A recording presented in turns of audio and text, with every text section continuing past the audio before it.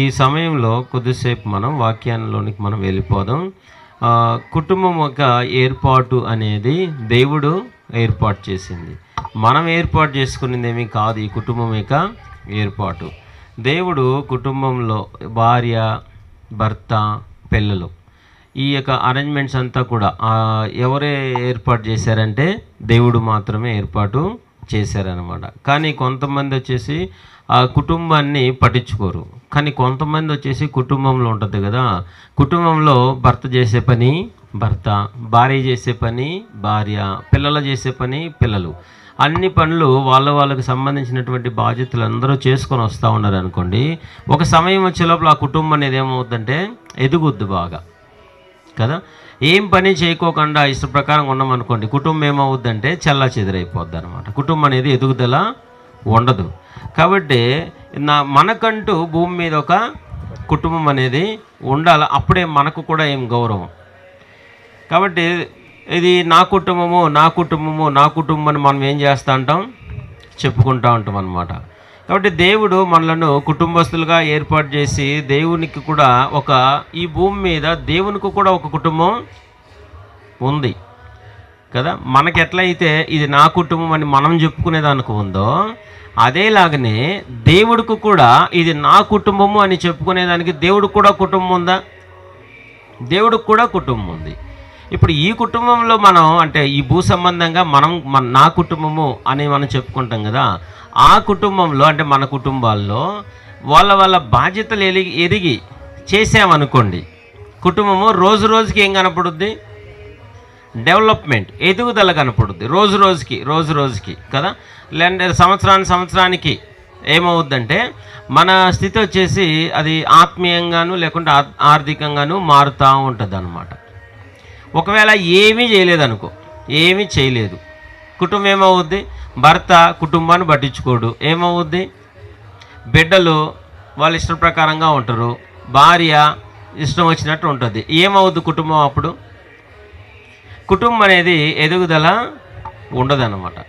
కానీ మనకి ఎట్లయితే ఇది నా కుటుంబం అని చెప్పుకునేదానికి ఉందో, అట్లే దేవునికి కూడా ఒక కుటుంబము ఉంది. దాని గురించి మనం ఈరోజు కొద్దిగా ఏం చేస్తామంటే, ఆ దేవుని కుటుంబంలో కుటుంబస్తులుగా చేరినటువంటి కుటుంబాలు, చాలా కుటుంబాలు మనకు గ్రంథంలో రాసి వాళ్ళ గురించి మనకు ఇవ్వబడి ఉందన్నమాట. కాబట్టి ఈ హెబ్రీయులకు రాసిన పత్రికలో 3వ అధ్యాయం 6వ వచనం, హెబ్రీయులకు రాసిన పత్రిక 3వ అధ్యాయం 6వ వచనం.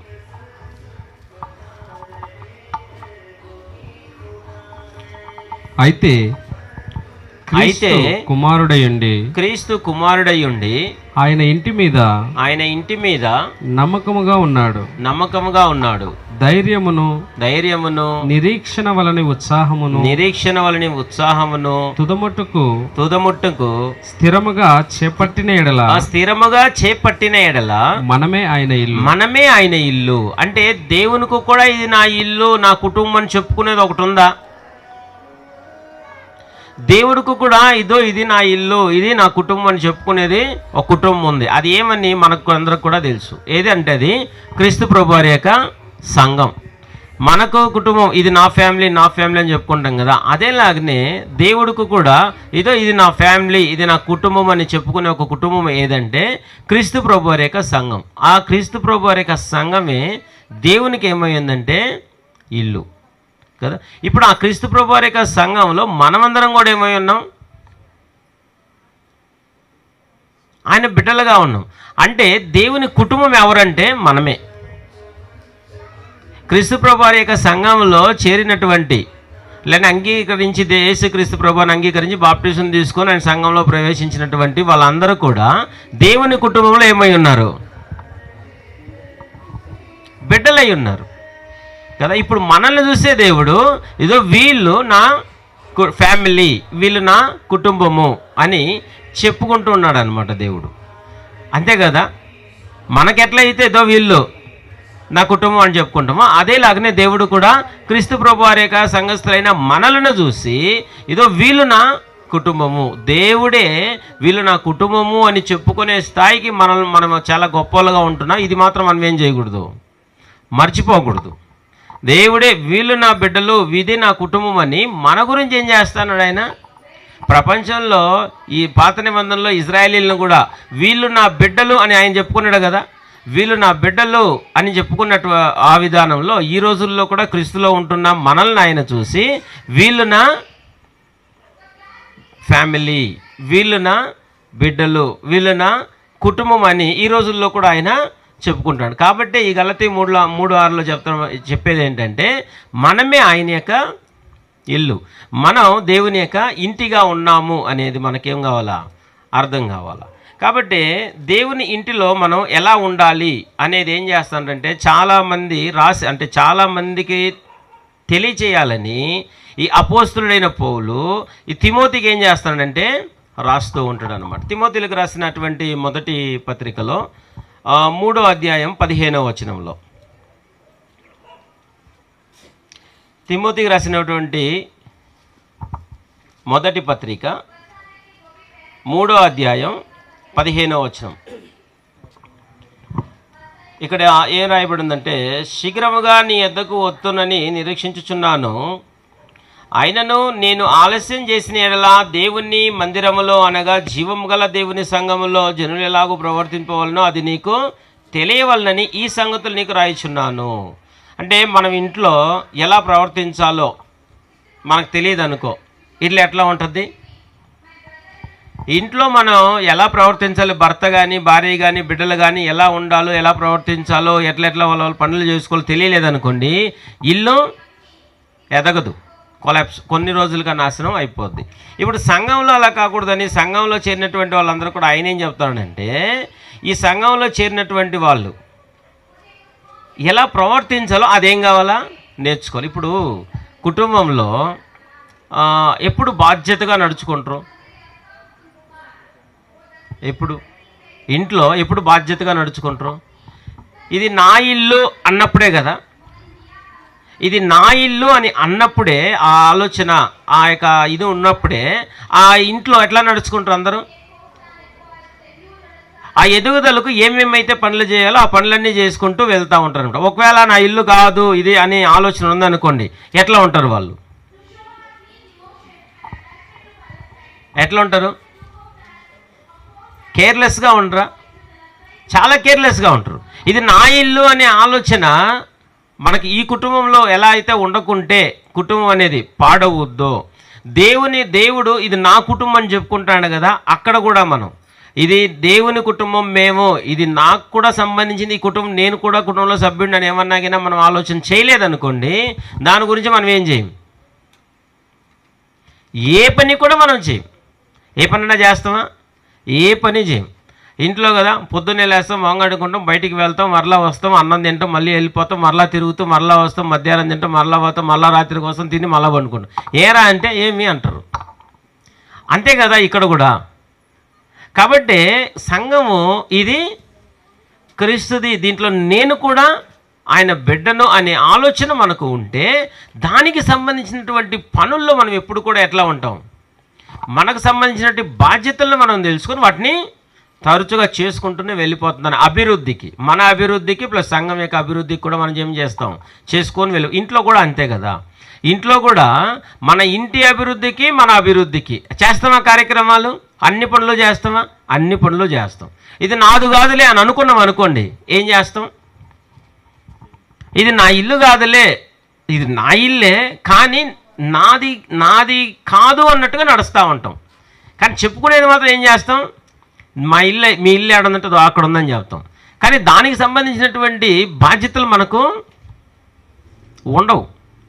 కాబట్టి ఆ ఆలోచనలు మనకు ఉండాలన్నమాట, ఇది నాది. అలా క్రీస్తు ప్రభువు వారి యొక్క సంఘంలో ఒక కుటుంబంగా, అంటే దేవుని కుటుంబంగా చేరినటువంటి ఒక ఫ్యామిలీని ఈరోజు మనం ఏం చేస్తాం, నేర్చుకుంటాం. ఓకేనా?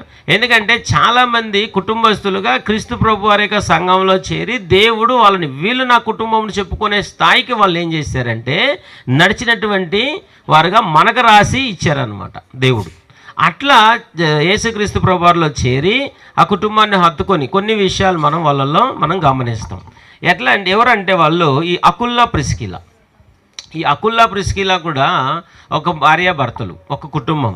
ఈ కుటుంబం యేసుక్రీస్తు ప్రభువారిని అంగీకరించి ఆ యొక్క యేసుక్రీస్తు ప్రభువారి సంఘంలో దేవుని కుటుంబంలో చేరినటువంటి ఒక కుటుంబం అన్నమాట.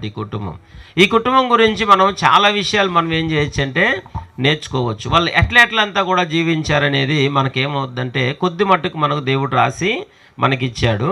దాంట్లో దేవుని ఇంటిలో దేవుని బిడ్డలుగా చేరినటువంటి వీళ్ళు అంటే భూ సంబంధమైన కుటుంబం, ఆత్మ సంబంధమైన కుటుంబంలో చేరారు వీళ్ళు. భూ సంబంధంగా వీళ్ళు కుటుంబంగా ఉన్నారు. ఇప్పుడు ఆత్మ సంబంధమైన దేవుని కుటుంబం. ఇప్పుడు మన కుటుంబం, నా కుటుంబం అనేది భూ సంబంధమైంది, అవునా? ఇప్పుడు దేవుడు ఇది నా కుటుంబం అనే సంఘంని ఆత్మ సంబంధమైన కుటుంబం అది. ఇప్పుడు ఈ ఆత్మ సంబంధమైన కుటుంబంలో చేరినటువంటి వీళ్ళ గురించి మనం ఏం చేస్తామంటే కొన్ని విషయాలు మనకి ఇవ్వబడినటువంటి సమయంలో మనం నేర్చుకొని ముందుకు వెళ్ళిపోదాం. ఈ అకుల్లా ప్రిస్కిల్లా జీవం కలిగినటువంటి దేవుని సంఘంలో చేరి ఎట్లా నడుచుకోవాలి మేము, ఎలా ఉండాలి మేము అనే విషయంలో అన్నిట్లో కూడా వాళ్ళు ఏం చేశారంటే తరోగా రెడీ అయ్యారు. ఇప్పుడు ఇంట్లో పుట్టిన బిడ్డ కూడా పుట్టి పెరిగేటప్పుడు నేను నాన్న దగ్గర ఎట్లా ఉండాలా, అమ్మ దగ్గర ఎట్లా ఉండాలా కదా, అక్క చెల్లెల దగ్గర ఎట్లా, అన్నదమ్ముల దగ్గర ఎట్లా ఉండాలా, నా పనులేంటి అవన్నీ చేసుకుంటూ ఎదగతాడా? ఎదిగినట్లుగానే వీళ్ళు కూడా సంఘంలో చేర్చబడిన తర్వాత రోజు రోజుకి వీళ్ళు ఎట్లా రెడీ అయ్యారనేది మనకు ఆ యొక్క భాగంలో మనం చదవబోయే భాగాల్లో మనకు అర్థమవుద్ది. అపోస్తుల కార్యాలు 18వ అధ్యాయం. ఈ అపోస్తుల కార్యాలు 18వ అధ్యాయంలో మనం చదువుకున్నటువంటి లేఖన భాగం. ఇక్కడ పౌలు అటు తర్వాత ఎథెన్స్ నుండి బయలుదేరి కొరంథీకు వచ్చి పొంతు వంశీయుడైన అకుల్లా అను ఒక యూదుని అతని భార్య అయిన ప్రిస్కిల్లాను కనుగొని వారి యొద్దకు వెళ్ళెను. అంటే ఈయన కొరంథీకి వచ్చాడు. కొరంథీలో ప్రత్యేకంగా ఒక కుటుంబం గురించి వెతుకుతా ఉన్నాడు. ఎవరు కొరంథీకి వచ్చారు? పౌలు గారు కొరంథీకి వచ్చిన తర్వాత ప్రత్యేకంగా ఒక కుటుంబం గురించి వెతుకుతా ఉన్నాడు. ఆయన వెతికిన కుటుంబం ఏది? ఈయన ఎందుకు వెతికాడు? వాళ్ళ దగ్గర ఉండటానికి, వాళ్ళ దగ్గరికి వెళ్ళి ఈయన ఉండటానికి, షెల్టర్ తీసుకోవడానికి, అక్కడ ఉండి ఈయన సేవా కార్యక్రమాలు జరిగించడానికి ఈయన వెతుకుతూ ఉన్నాడు అనమాట. వెతికి వాళ్ళ దగ్గరికి వెళ్ళి వాళ్ళ దగ్గర ఆయన ఉన్నాడు అనమాట. ఎట్లా అంటే 2వ వచనంలో యూదులందరూ రోమా విడిచి వెళ్ళిపోవాలని క్లోదియా చక్రవర్తి ఆజ్ఞాపించినందున వారు ఇటలీ నుండి కొత్తగా వచ్చిన వారు. కొత్తగా ఏమయ్యారంటే ఆ ప్రాంతానికి వాళ్ళు వచ్చారు. వచ్చిన తర్వాత ఈ పౌలు కూడా అక్కడికి వచ్చారు. వచ్చిన తర్వాత వాళ్ళని వెతుకుతూ వాళ్ళ దగ్గరికి వెళ్ళాడు అనమాట. వారి వృత్తికి డేరాలు కుట్టువారు, పౌలు అదే వృత్తి గలవాడు గనుక వారితో కాపురం ఉండెను. వారు కలిసి పని చేయుచుండిరి. అతడు ప్రతి విశ్రాంతి దినమును సమాజ మందిరంలో తర్కించుచు యూదులను గ్రీసు దేశస్తులను ఒప్పించు వచ్చెను. ఇప్పుడు ఒక సువార్థికుడు ఒక ఊరికి వెళ్ళాడు. ఇక్కడ పౌలు ఆ ఊరికి వెళ్ళిన తర్వాత నేను ఎవరింట్లో ఉంటే బాగా అనేది ఆలోచన చేశాడా? సేవ చేయటానికి, అంటే దేవుని కార్యాలని, అంటే దేవుని ఇంటి పనులను జరిగించడానికి నేను ఎవరింట్లో ఉంటే బాగుంటుందని ఈయన ఆలోచన చేసినప్పుడు ఆయనకు వినబడినటువంటి కుటుంబం ఏది? Aquila Priscilla. ఈ అకుల్లా ప్రిస్కిల్లా వాళ్ళని చేర్చుకొని వారితో పాటు వీళ్ళు కలిసి పనిచేస్తూ సేవలో ఉన్నోళ్ళు అనమాట కొరంథీలో కదా. ఇప్పుడు మన ఊరికి ఎవరన్నా వచ్చారనుకోండి, సేవకులు ఎవరో వస్తూ ఉన్నారు కదా, వెతికి మన దగ్గరికి ఫోన్ చేసి బ్రదర్ ఈరోజు మీ ఇంట్లో ఉండాలనుకుంటాను అన్నం అనుకోండి, ఎట్లా ఉంటుంది?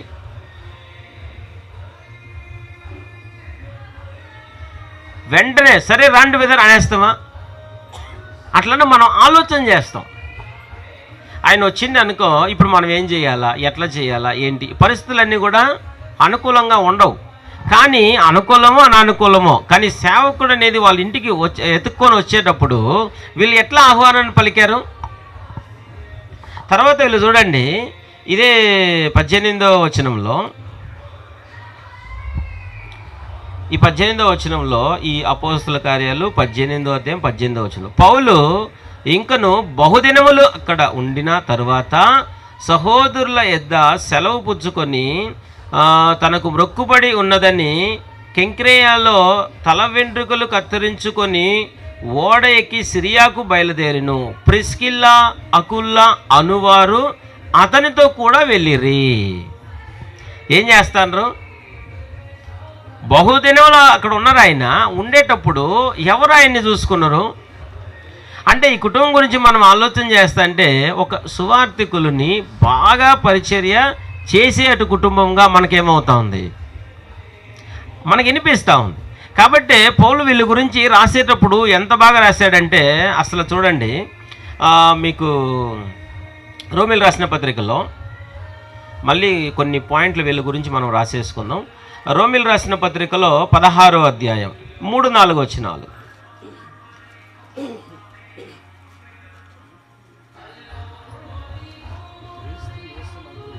క్రీస్తు యేసునందు నా జత పని వారై ప్రిస్కిల్లాకును అకుల్లాకును నా వందనములు చెప్పుడి.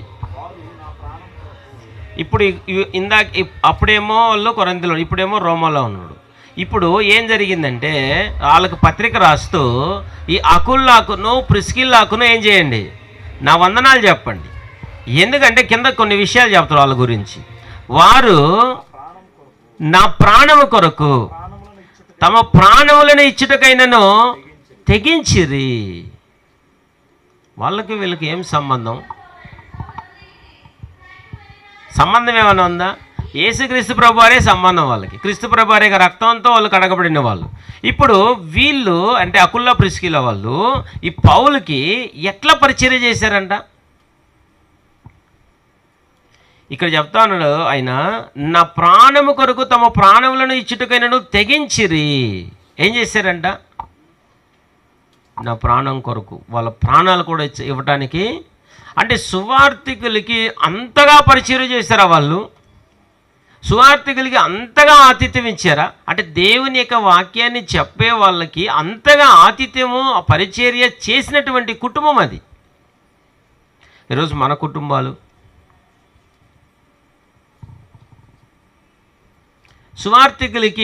సువార్థికుల్ని చేర్చుకునేకి గుణం ఉందా? ఉంది. ఒక బహుదినంలో వాళ్ళ ఇంట్లో ఉండిండ్రు. ఒకవేళ వచ్చి ఒక వారం రోజులు మన ఇంట్లో ఉన్నారు అనుకోండి, ఏం ఆలోచన చేస్తాం?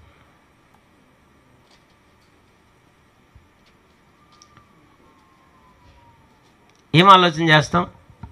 ఈ కుటుంబం చూడండి, ఈయన చెప్పే మాటలు ఎట్లా ఉన్నాయంటే అసలు వాళ్ళ ప్రాణాలు కూడా నాకు ఇవ్వడానికి ఏమి అవ్వాలి, వాళ్ళు వెనకాడలేదు. అంటే దీన్ని బట్టి మనకి ఏమర్థమవుతుందంటే ఈ సువార్థికునికి అంటే ఈ సత్యం చెప్పే వాళ్ళకి ఎంతగా ప్రోత్సాహం చేశారు వీళ్ళంటే బాగా ప్రోత్సాహం చేశారు. ఈ సత్యం చెప్పడానికి ప్రోత్సాహమే లేదనుకోండి, ఎవరు పోయి చెప్తారు?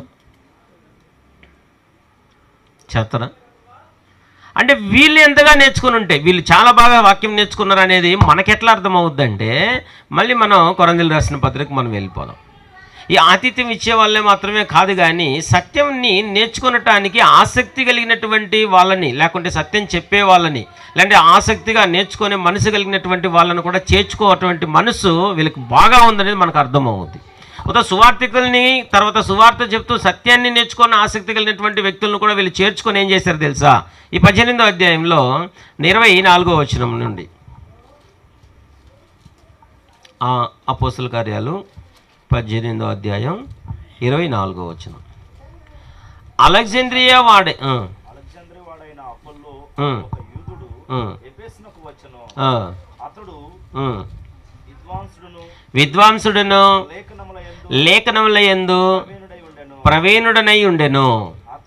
అతడు ప్రభు మార్గం విషయమై ఉపదేశం పొంది తన ఆత్మయందు తీవ్రపడి యోహాను బాప్తిసం మాత్రమే తెలుసుకొనిన వాడైనను యేసును గురించిన సంగతులు వివరముగా చెప్పి బోధించుచు సమాజ మందిరంలో ధైర్యముగా మాట్లాడనారంభించెను. ఇప్పుడు ఈయన సమాజ మందిరంలో ధైర్యంగా మాట్లాడడానికి స్టార్ట్ చేశాడు. ఈ విద్వాంసుడు లేఖనములందు ప్రవీణుడైన అపోల్లో ఇట్లా మాట్లాడేది స్టార్ట్ చేస్తేనే అక్కడ 26వ వచనంలో ప్రిస్కిల్లా అకుల్లా విని అతన్ని చేర్చుకొని దేవుని యొక్క మార్గము మరి పూర్తిగా అతనికి విషదపరిచిరి. అంటే విద్వాంసుడు లేఖనములందు ప్రవీణుడైన అపోల్లోకి ఈ దేవుని మార్గాన్ని మరి పూర్తిగా విషదపరిచింది ఎవరు? ఈ కుటుంబమే.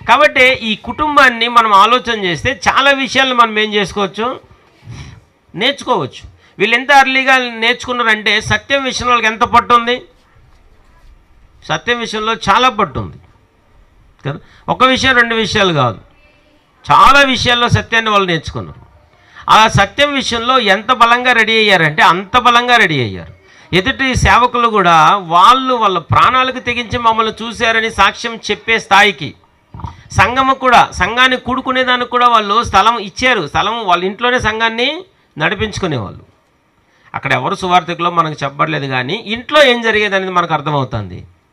సంఘం జరిగేది అంటే సంఘాన్ని కూడా నడిపించే స్థాయికి వాళ్ళు ఏమయ్యారు, ఎదిగారు, బాగా ఎదిగారు వాళ్ళు. కాబట్టి వీళ్ళ గురించి మనం ఆలోచన చేసినప్పుడు సంఘమును హత్తుకొని ఎప్పుడు కూడా అంటే దేవుని కుటుంబాన్ని, నా ఇల్లు అని దేవుడు చెప్పాడు కదా, ఆయన కుటుంబాన్ని ఎప్పుడు కూడా హత్తుకొని నడిచేవాళ్ళు వీళ్ళు.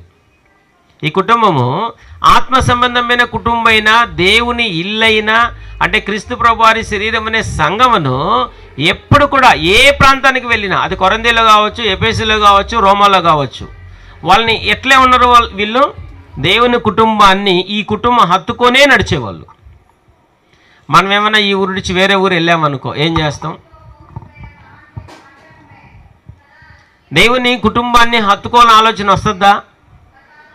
మన ఇంటికి పిలుచుకోవాలి సంఘాన్ని అనిపిస్తాం కదా. కొంతమంది చెప్తాం, కొంతమంది కూడా ఫోన్ చేస్తాం, బ్రదర్ మేము ఈ ఊరికి వచ్చాము, మాకు చాలా దూరము, ఆయనే వచ్చి కొంచెం ఏం చేసి పొమ్మనండి, ఆరాధన చేసి పొమ్మనండి. సువార్థికులు పోయి వాళ్ళకి ఏం చేయాలంట, ఆరాధన. అట్లా చెప్పేవాళ్ళు కూడా ఉన్నారు. కానీ వీళ్ళు చూడండి ఎప్పుడు కూడా సంఘాన్ని హత్తుకొని జీవించేటువంటి కుటుంబం వీళ్ళది. తర్వాత రెండోది ఏంటంటే ఈ సువార్థికులను చేర్చుకొని వాళ్ళకి ఆతిథ్యం ఇచ్చే కుటుంబం. ఏది, ఎన్ని రోజులు చూసుకున్నారు అక్కడ లెక్క ఇవ్వలేదు, కానీ బహుదినములు చాలా రోజులు ఆయన్ని ఏం చేశారు, ఆయన చూసుకున్నారు వాళ్ళు కదా. కాబట్టి తర్వాత ఈ సువార్థికులకి పరిచర్య చేసే కుటుంబం. పరిచర్య అంటే సువార్థికులకి ఆతిథ్యం, పరిచర్య. ఎక్కడికి వెళ్ళినా కానీ వాళ్ళ వెంట వెళ్ళి వాళ్ళకేం చేసేది. కొంతమంది ఇక్కడ మనకు ఈ బెంగళూరులో అంత తెలియదు, కానీ ఎందుకంటే ఈ బెంగళూరులో మనతో సువార్థికులతో పాటు మనల్ని కూర్చుంటారు కాబట్టి మనకు తెలియదు. అందరికి వెళ్ళామనుకో సువార్థికులు పక్కన కూర్చోపెట్టు, చూసారా? సువార్థికుడు అట్లా కారో లేకుంటే బండో దిగుతానే పరిగెత్తిపోయి ఆయన బ్యాగ్ ఒకరు అదొకరు ఇదొకరు పట్టుకొని ఏం చేస్తాంటారు, ఎట్లా చూస్తాంటారు వాళ్ళని. పరిచర్య బాగా చేస్తాంటారా? ఇక్కడ మనకు అది అర్థం కావాలంటే అది సేవ బాగా జరిగే ప్రాంతాలకు వెళ్ళామనుకోండి, సేవకుల్ని బాగా చూస్తారు అనమాట. అంటే పరిచర్య చేస్తారు అనమాట ఎక్కువగా కదా. వాళ్ళకు ఉండే రూమ్ రెడీ చేసేది, వాళ్ళకు నీళ్ళు కానీ ఆహారం కానీ అవి ఏం కానీ, ఒకవేళ సోపు కావాలని అడిగామనుకో అడగకముందే ఏం చేసి ఉంటారు వాళ్ళు, తెచ్చిపెట్టే అన్నీ కూడా. ఇట్లా పరిచర్య. ఇప్పుడు కొత్తగా కదా ఈయన పోయింది వాళ్ళ దగ్గరికి, ఎవరు, పౌలు, అకుల్లా ప్రిస్కిలా అక్కడ ఉన్నారు. ఈయనకి కావాల్సిన మొత్తం ఎవరో చూసుకున్నారు, వాళ్ళే చూసుకున్నారు. ఆతిథ్యం వాళ్ళే ఇచ్చారు, పరిచర్య కూడా వాళ్ళే ఇచ్చారు. మళ్ళీ అక్కడి నుంచి వేరే జర్నీ వాళ్ళకి. కాబట్టి రెండోది ఏంటంటే ఈ సువార్థికులను చేర్చుకొని ఈ కుటుంబం ఆతిథ్యం ఇచ్చేది కుటుంబం మాత్రమే కాకుండా సువార్థికులకి పరిచర్య చేసే కుటుంబం కూడా వీళ్ళు ఉన్నారు. ఆ పరిచర్య కూడా ఎట్లా ఉందంటే వాళ్ళ ప్రాణాలు కూడా వాళ్ళకి లెక్క చేయలేదు. అవసరమైతే మా ప్రాణాలని మేము ఇచ్చేస్తాం. లోతు ఇచ్చాడు తెలుసా, అవసరమైతే మా ప్రాణాలని మేము ఇచ్చేస్తాం ఆ పరిచర్యలో, వాళ్ళకి సహాయం వాళ్ళకి పెట్టే దాంట్లో కూడా అట్లా. తర్వాత మూడోది ఏంటంటే ఈ సువార్థికుల్ని చాలా ఆసక్తిగా చేర్చుకునే కుటుంబం. చాలా ఆసక్తిగా చేర్చుకున్నారా? చేర్చుకొని పరిచర్య చేసి ఆతిథ్యం ఇచ్చి, అది మాత్రమే కాకుండా నాలుగోది ఏంటంటే ఎవరైనా ఆసక్తిగా వాక్యాన్ని నేర్చుకోవాలా, లేకుంటే ఆ వాక్యాన్ని చెప్పే వాళ్ళని ఈయనకి ఇంకా సరిగ్గా తెలియదు ఇంకా నేర్చుకోవాలా అని ఏమైనా వీళ్ళకి అనిపించింది అనుకో, అట్లాంటి వాళ్ళని ఏం చేస్తారు, ఈయన చాలా నేర్చుకున్నాడు. ఎవరు, అపోల్లో ఇప్పుడు చాలా నేర్చుకున్నాడు, విద్వాంసుడు, లేఖనం లేదు ప్రావీణ్యత ఈయనకుంది. ఇప్పుడు ఈయనను వాళ్ళు చూసి ఏమనుకున్నారు వాళ్ళు?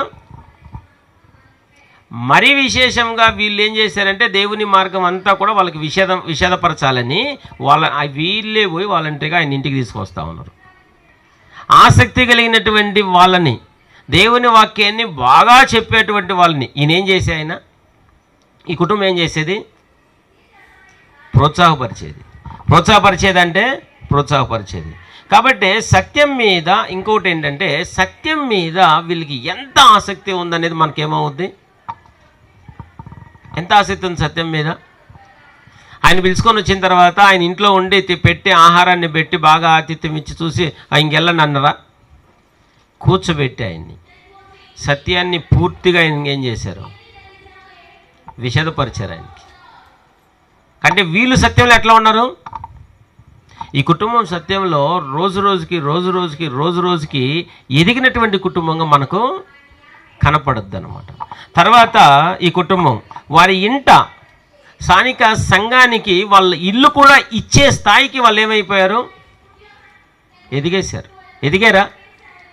ఎదిగారు. ఆయన రాస్తా ఉన్నాడు కొరంథీకి రాసేటప్పుడు, వాళ్ళ ఇంట ఉన్న సంఘం కూడా మీకు అనేకమైన వందనాలు చెప్తా ఉన్నాయి. ఇప్పుడుంటున్న మనం కూడా దేవుని ఇల్లే కదా, ఇప్పుడు మనం ఎన్ని విషయాల్లో ఎదగాల? పౌలు చెప్తాడు, నా కోసం వాళ్ళు ప్రాణాలు కూడా ఇచ్చేశారు అని. ఇప్పుడు మనం సువార్థికుల కోసం, మనం సత్యం మీద ఆసక్తి కలిగినటువంటి వారిని, మన కోసం బాగా సేవ పరిచర్య జరిగించే వాళ్ళని, మనకు బాగా వాక్యాన్ని నేర్పించే వాళ్ళని, లేదంటే మనం నేర్చుకున్నటువంటి విషయాల్లో మనం ఎట్లా ఉన్నాం? ఇంకా చాలా కుటుంబాలు ఉన్నాయి.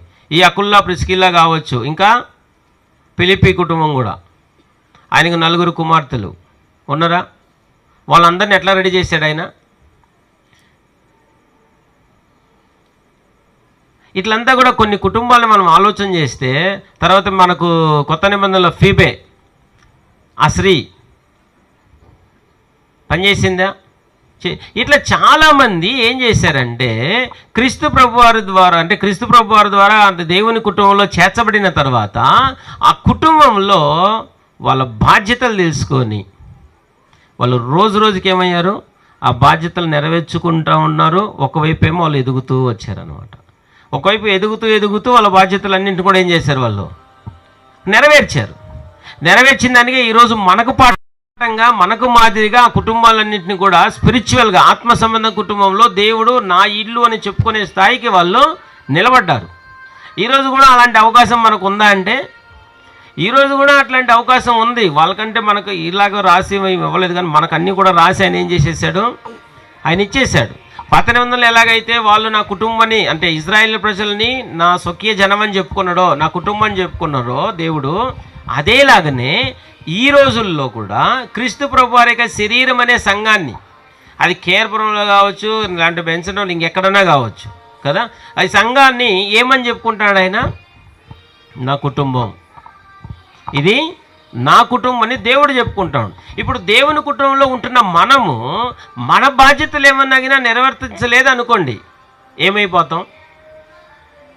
మన కుటుంబం ఏమవుద్ది? మన కుటుంబం ఎదగుతుంది కదా. మనం ఎదిగే వాళ్ళగా ఉంటేనే మన కుటుంబం ఎదిగేది. రోజుకి మనం ఎదిగే వాళ్ళగా ఉంటే, కొత్తగా పెళ్ళయింది, కొత్తగా పెళ్ళి అవుతానే రోజుకి ఆ అండర్స్టాండింగ్ కావచ్చు, కుటుంబంలో పరిస్థితులు అన్నిట్లో కూడా వాళ్ళు ఎదిగి తగిన ఎట్లా ఉంటుంది? సంవత్సరం దాటిన తర్వాత కూడా ఒక అన్యోన్య కుటుంబంగా తెలుస్తుంది. ఒకవేళ లేదనుకోండి, సంవత్సరం దాటింది, ఎట్లా తెలుస్తుంది? ఎట్లా ఉంటారు? ఇప్పుడు దేవుని కుటుంబంలో, ఆత్మ సంబంధ కుటుంబంలో మనం చేరిన తర్వాత, చేరినప్పుడు ఆ కుటుంబంలో ఎట్లా ఉన్నాం? చేరి ఇంతకాలం అయింది కదా, ఇప్పుడు ఎట్లా ఉన్నాం? ఎదుగుదల ఎట్లా ఉంది? ఒకవేళ ఎదిగితే పర్వాలా, ఎదగలేదంటే కారణాలు ఏమని మనం చూసుకొని దాన్ని ఎందుకు ఎదగకుండా పోతానని దాన్ని ఏం చేసుకోవాలా? దాన్ని మార్చుకుంటూ మనం ఏం చేయాలా? వెళ్ళిపోవాలంట. కాబట్టి దేవుని ఇంటిలో ఆత్మ సంబంధమైన కుటుంబంగా చేరినటువంటి మనల్ని చూసి దేవుడు నా కుటుంబం అని ఆయన చెప్తాడు. కాబట్టి ఆయన కుటుంబంలో ఉన్నప్పుడు ఆయన గురించి బాగా నేర్చుకొని మన బాధ్యతలు ఏంటి అనేది మనం ఏం చేసుకోవాలా? మన బాధ్యతలు ఏంటి, అసలు నేనేం చేయాలా? నేను సంఘం, దేవుడు నన్ను తన కుటుంబంగా చేర్చుకున్నాడు కదా, ఆ కుటుంబంలో నేనేమై ఉన్నాను, నేనేం చేయాలా? ఒక సువార్థికుడైతే ఆ కుటుంబంలో, ఒక సభ్యుడైతే ఆ కుటుంబంలో, ఒక పరిచారకుడైతే ఆ కుటుంబంలో, ఒక సంఘ పెద్ద అయితే ఆ కుటుంబంలో, ఒక వాక్యాన్ని నేర్పించాడు బోధకుడైతే ఆ కుటుంబంలో ఏం చెయ్యాలా? ఇవన్నీ కూడా మనం నేర్చుకున్నాం అనుకోండి, రోజు రోజుకి మనలో ఏం కనపడుద్ది? ఎదుగుదల కనపడుద్ది. రోజు రోజుకి మనకు ఎదుగుదల. ఒకవేళ ఆ కుటుంబాన్ని పట్టించుకోలేదు అనుకోండి, మనమే ఎదగం, ఆ కుటుంబం కూడా. ఒకటి గుర్తుపెట్టుకోవాలి, మనం ఎదిగితే మన కుటుంబం ఎదిగినట్టే. మనం ఎదగలేదంటే మన కుటుంబం కూడా ఎదగదు. ఇప్పుడు విలువైన కుటుంబం ఏది? భూ సంబంధమైంది ఆ కుటుంబం, విలువైంది, చాలా విలువైంది ఆత్మ సంబంధమైన కుటుంబమా? ఈ కుటుంబం అంటే ఈ భూమి మీద భార్య భర్త బిడ్డలు ఉన్నారు కదా, ఈ భూమి దాటిన తర్వాత ఆ సంబంధాలంతా కూడా ఉండవు ఇంకా. కానీ దేవుడు చెప్తున్నాడు కదా, ఇది నా కుటుంబం, నా ఇల్లు అని, నా మందిరం అని చెప్తున్నాడు కదా. దీనికి ఎంతకాలం ఉంటుంది?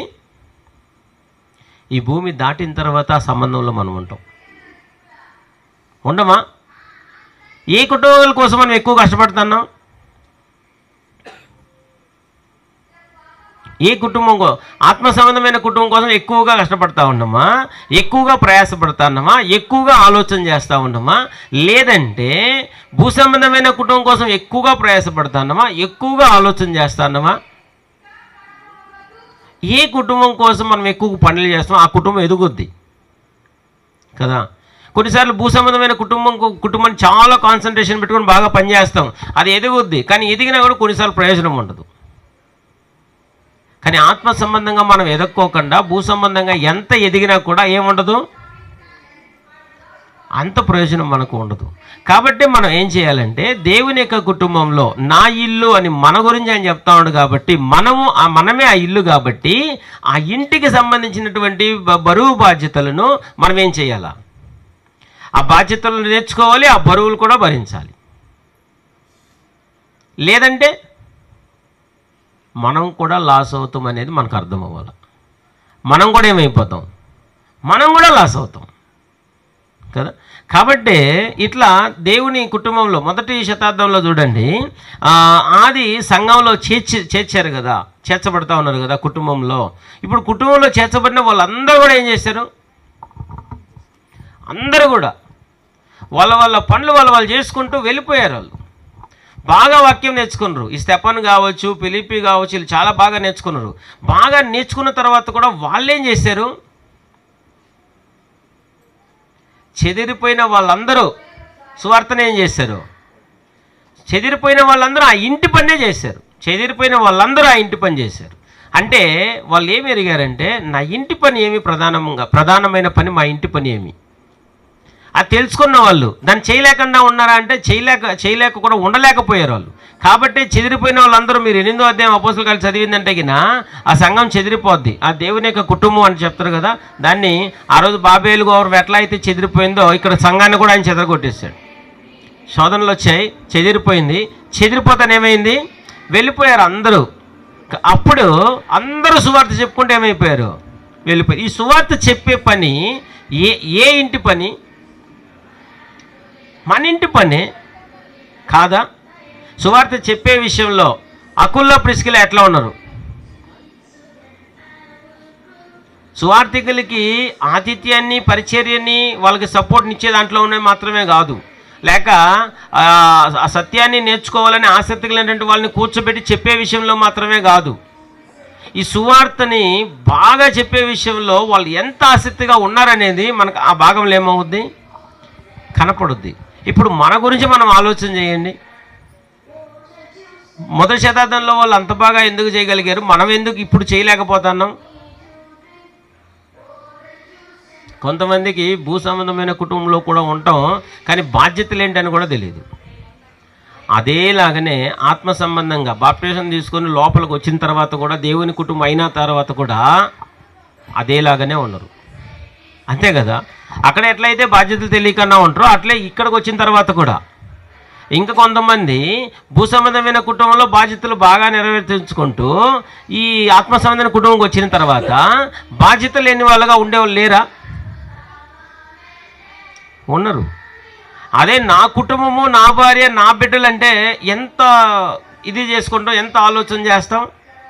అదే నా సంఘం, క్రిస్తు సంఘం కదా, నా దేవుడు, నేను దేవుని ఇల్లు అంటే ఎంత బాగా పులకరిస్తుంది. వాళ్ళు కష్టం వచ్చింది అనుకుందాం, కష్టం వచ్చింది అనుకుందాం, ఎదగలేదు అనుకుందాం, ఇబ్బందులు ఉన్నాయి అనుకుందాం, ఎంత ఫీల్ అవుతాం? చాలా ఫీల్ అయిపోతామా? కాబట్టి ఈ అకుల్లా ప్రిస్కిల్లాని మనం ఆలోచన చేస్తే చాలా విషయాలు వాళ్ళు ఏం చేశారంటే ఎదుటి వాళ్ళకి చూపించేటట్లుగా, నేర్చుకునేటట్లుగా ఎదిగారనమాట చాలా విషయాల్లో కదా.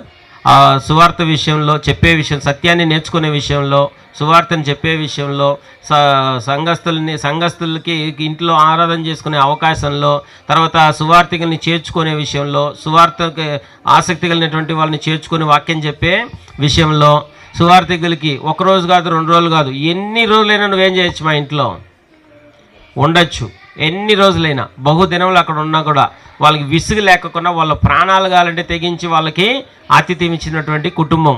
అట్లా అన్ని విషయాల్లో ఎదిగినటువంటి ఒక కుటుంబం అకుల్లా ప్రిస్కిల్లా. అది కూడా చాలా అర్లీ లైఫ్లోనే. కాబట్టి దేవుని యొక్క కుటుంబంలో చేరినటువంటి మనం కూడా, దేవుడు మనల్ని ఏమంటాడంటే ఇది నా ఇల్లు అని మనల్ని ధైర్యంగా చెప్పుకుంటాడు, గర్వంగా కూడా చెప్పుకుంటాడు. కాబట్టి మనం కూడా అంతే కదా. మన బిడ్డలు ఏమనగానే బాగా కార్యక్రమాలు, పనులు, ఇంటి పనులు కానీ వాళ్ళ పనులు కానీ అన్నీ నెరవేర్చుకుంటా ఉంటే మనం ఎట్లా చెప్తాం మన పిల్లల గురించి? వాడి ఇంట్లో చాలా రెస్పాన్సిబుల్గా, అంటే చాలా బాధ్యత కలిగి వాడు ఉంటాడు, వాడు పైకి వస్తాడు అంటాం కదా. ఇంట్లో బాగా పనులు వేసి, ఆ నాన్న చెప్పిన పనులు కానీ, అమ్మ చెప్పిన పనులు కానీ, ఇంటి పనులు కానీ, బయట పనులు కానీ చేసుకుంటా ఉంటే వాడు ఎదిగేస్తాడని మనం ఎట్లా చెప్పుకుంటాం? బాగా చెప్పుకుంటాం. ఒకవేళ దేవుడు పని విషయంలో మనం ఏం పట్టించుకోలేదు, దేవుడు ఎట్లా చెప్పుకుంటాం మన గురించి? మనమేంటే మన పిల్లలను బాగా చెప్పుకుంటాం. ఒకవేళ చేయలేదనుకోండి, వాడి పని కూడా ఏమైపోయింది, వాడు ఒక్క పని చేయడు ఇంట్లో. ఇంటికి వస్తే చీకురు పుల్లు కూడా పైకి అట్లా ఎత్తి పెట్టడంట, పడిపోయింది గ్లాసు, దాన్ని కూడా ఏం చేయడంట, ఎత్తి పెట్టడంట. వాడి ఇంటికి వేస్ట్. మనం చెప్పుకుంటాం ఇంట్లో ఒక పని చేయకుంటే, బయటికి పోయి కూడా సంపాదన చేతికి వచ్చాడు, సంపాదన కూడా చేసుకొని రాకపోతే వాడి గురించి ఏం చేయాలి, ఎట్లా చెప్పుకుంటాం? వాడు వేస్ట్ ఇంటికి అంటాం. ఈ విషయం దేవుడు ఏమన్నా చెప్పుకుంటే. కాబట్టి మనం ఎట్లా ఉన్నాం, దేవుడు నా ఇల్లు అని చెప్పి ఆ ఇంట్లో చేర్చబడినటువంటి మనం ఆయనకు ఉపయోగపడే బిడ్డలుగానా, లేకుంటే ఆయన నా బిడ్డలని గర్వంగా చెప్పుకునే వాళ్ళుగా ఉన్నామా, లేకుంటే ఆయన సిగ్గుపడేలాగా మనం ఉన్నామా అనేది ఈ రాత్రికాల సమయంలో ఏం చేస్తాం? మనల్ని మనమే పరిశీలన చేసుకున్నాం, మనల్ని మనమే. అయితే అకుల్లా ప్రిస్కిల్లా గురించి మాత్రం ఆయన ఆలోచన చేశాడు అనుకోండి, ఏమంటాడు? సూపర్, నాకు మంచి బిడ్డల వాళ్ళని, నా కుటుంబంలో ఈ బిడ్డలు సూపర్ అని వేస్తాడు. కానీ మన గురించి ఏమన్నా కానీ ఆయన ఆలోచన చేసి చెప్పాడు అనుకున్నా అన్నమాట. ఎట్లా చెప్తాడు? వీళ్ళు అప్పుడప్పుడు పని చేస్తారు, అప్పుడప్పుడు సోమరులు, అట్లా చెప్తాడా? ఎట్లా చెప్తాడో మనకే తెలుసు అనమాట. మనం ఎట్లా ఉన్నాం అనేది ఏం చేస్తున్నాం మనకే తెలుసు. కాబట్టి దేవుని ఇల్లుగా ఉంటున్న మనం ఆ ఇంటిలో ఒక నమ్మకమైన వాళ్ళుగా మనం ఏం చేస్తాం, ఉండడానికి ప్రయత్నిస్తాం. ఎందుకంటే మోసే గురించి ఆయన ఒక మంచి సాక్ష్యం ఇచ్చాడు కదా. నా ఇల్లంతట్లో మోసే ఎవరంట? నమ్మకమైన వాడు అనేసి. కాబట్టి దేవుని ఇల్లంతట్లో మోసే నమ్మకంగా ఎట్లా ఉండగలిగాడు? ఆయన ఇచ్చిన పనులన్నీ, ఆ బాధ్యతలన్నీ కూడా ఆ ఇంట్లో ఏం చేశాడు? ఆయన బాగా నిర్వర్తించాడు. అదే మనం హెబ్రీ 3వ అధ్యాయంలో చదివిందంటే కన్నా మోసేని తీసుకొస్తాడు ఆయన అక్కడ. ఆ మోసేని తీసుకొచ్చేటప్పుడు మోసే నమ్మకమైన వాడు ఇంట్లో, మోసే ఇంట్లో నమ్మకమైన వాడు అన్నప్పుడు ఆయన ఇచ్చినటువంటి పనులన్నీ విషయంలో ఎట్లా చేశాడు ఆయన? అన్ని పనుల విషయంలో దేవుడు ఏమైతే చెప్పాడో ఆ బాధ్యతలు అన్నిటిని నెరవేర్చి. ఇప్పుడు ఈ రోజుల్లో మనం కూడా సంఘంలో దేవుడు మనం ఎట్లా ఉండాలని అనుకుంటాడో, మనం ఎలా సత్యాన్ని చెప్పాలనుకుంటాడో, మనం సత్యంలో ఎలా ఎదగాలి, ఎలా అందరినీ ప్రోత్సాహపరచాలి, ఎలా అందరికీ ఆతిథ్యం ఇవ్వాలి, ఎలా అందరినీ మనం గౌరవించాలని ఆయన చెప్తా ఉన్నాడో, అట్లేమన్నా మనం ఉంటే రేపు మనం కూడా ఆయన ఇల్లు అంతట్లో మనం కూడా నమ్మకస్తులుగా ఉండడానికి ఏముంటుంది? అవకాశం ఉంటుంది. ఒకవేళ ఆ నమ్మకాన్ని మనం కోల్పోయామనుకోండి, ఏమవుద్ది? మన ఇంట్లో కూడా అంతే, మన బిడ్డల మీద మనకు నమ్మకం లేదనుకోండి, చిన్న పనన్నా ఇస్తామా? చిన్న పని, కరెంటు బిల్లు కట్టుకుని రాపు అని మనం ఇస్తామా? ఏ నమ్మకం లేదు. నమ్మకం లేకపోతే మన చేతులకి ఏం రావు? బాధ్యతలు రావు. కాబట్టి దేవుని ఇంట్లో నమ్మకంగా మనం ఉండటానికి ఏం చేస్తాం? నమ్మకమైన బిడ్డలుగా దేవుడు మన గురించి చెప్పుకునే స్థాయిలో మనం ఉండటానికి మనం ప్రయత్నిస్తాం కదా. మనమేం ఫుల్గా నమ్మకస్తులు అయినామని కాదు, మనం అవ్వే అవకాశం అనేది మనకేం చేశాడు? దేవుడు ఇచ్చాడు. కాబట్టి ఈ ఇంట్లో ఎలాగైతే మనం ఉండి ఆ బాధ్యతలు అవన్నీ మనం చూసుకుంటాం, అదేలాగానే దేవుని ఇంట్లో కూడా ఉన్నటువంటి మనం ఆ ఇంట్లో కూడా, అంటే క్రీస్తు ప్రభువారి సంఘంలో కూడా మనం ఏం చేయాలంటే వాటిని గుర్తించి, ఇది నా పని ఏమి, నేనేం చేయాలనేది గుర్తించి వాటిని చేసుకుంటూ దేవునికి నమ్మకంగా ఉండటానికి మనం సత్యం విషయంలో ఎదుగుతూ, ఆతిథ్యం విషయంలో ఎదుగుతూ కదా, పరిచర్య విషయంలో ఎదుగుతూ, సత్యం విషయంలో ఎదుగుతూ, సత్య సువార్తని చెప్పే విషయంలో ఎదుగుతూ మనం ఏం కావాలా? సంఘాన్ని హత్తుకొని ఉండి మనం జీవించాలి. అలా జీవించడానికి దేవుడు మనకు, మన కుటుంబాలకు సహాయం చేయనుగాక. మీ ఓర్పుకి యేసుక్రీస్తు నామంలో వందనాలు తెలియజేస్తూ ముగిస్తున్నాను.